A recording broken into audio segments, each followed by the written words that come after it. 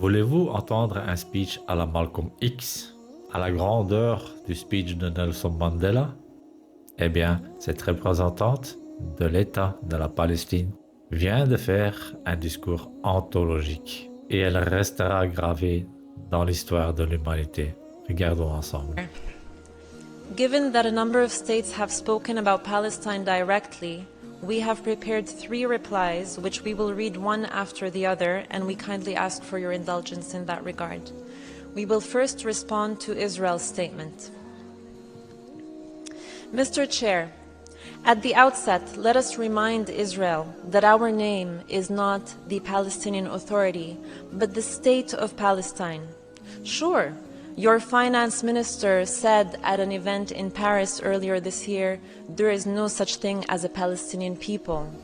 And your prime minister on the 24th of September held up a map at the General Assembly entitled The New Middle East, in which Palestine was deleted and replaced entirely with Israel. But if your government is annexationist and racist, this body is not, and we ask you to kindly adhere to UN protocol and nomenclature and to show respect to all stakeholders in this room. Let us also remind the Israeli delegate that the lack of rules of procedure for this meeting does not give carte blanche to lose all sense of decorum when speaking to interlocutors in this room. To the other states and civil society in the room, let me simplify Israel's statement for you. Other than throwing insults around and making grave, baseless accusations, Israel said something that should make all of you shudder. It effectively said, I can kill any and every person in Gaza. The 2.3 million people in Gaza are either terrorists or terrorist sympathizers or human shields, and are therefore legitimate targets. Every person, according to Israel, falls into one of these 3 categories: a child, a journalist, a doctor, a UN staff, a newborn baby in an incubator. And so, according to Israel, it can kill them and then have the audacity to come to this room and tell the world with a straight face, we are acting in accordance with international law. The death of each of the over 11,350 people killed over the past month, be it children, journalists, UN staff, the sick, the elderly, according to Israel, was justified. Think about that for a moment and let it give you pause. Anyone espousing this warped logic has no shred of humanity, no sense of morality, and no knowledge of legality. But guess what? Your carpet explanation for carpet bombing will not fly. People are not fools. The people in this room are seasoned diplomats who are well-read, have a knowledge of history, and many of whom have seen your government make the same arguments during your 6 previous military aggressions on Gaza in the past 15 years. They have seen you resort to collective punishment, targeting of Palestinian children, journalists, medical staff, aid workers before. They have seen you forcibly transfer our communities, colonize our lands, demolish our homes, and evict families from their own properties since the 7th of October and for the 75 years that preceded it. They have seen your state-sponsored disinformation campaign before. Again, not fools, don't insult our intelligence.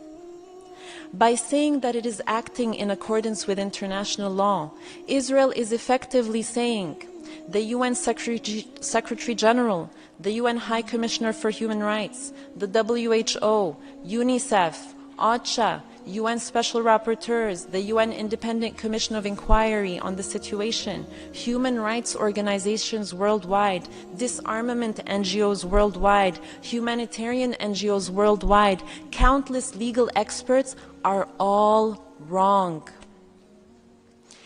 Everyone is lying about Israel violating international law, and we are asked instead to believe Israel, the state that is actually doing the indiscriminate killing.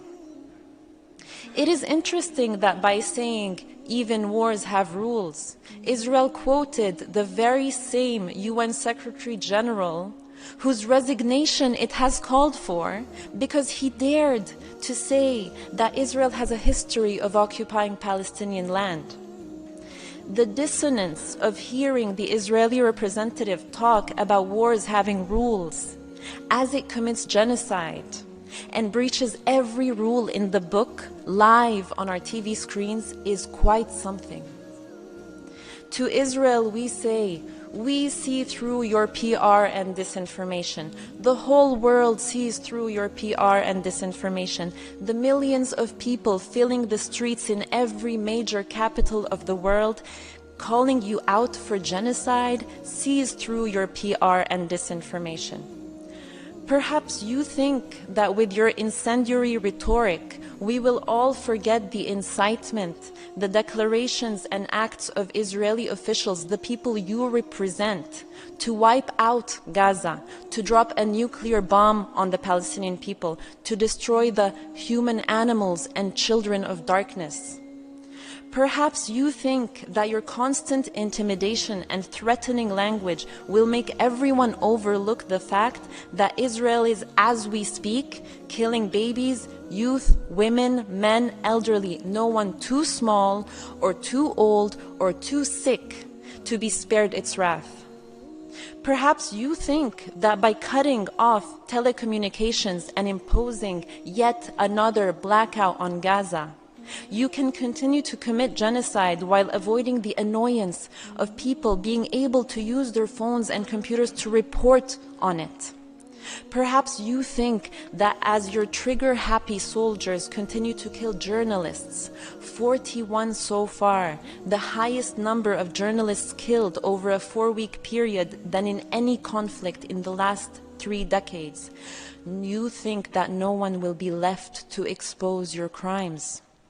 Perhaps you think that by trying to silence anyone who tries to speak about your crimes, the international law violations of a state, by calling them either anti-Semites or terror supporters, people will be silent.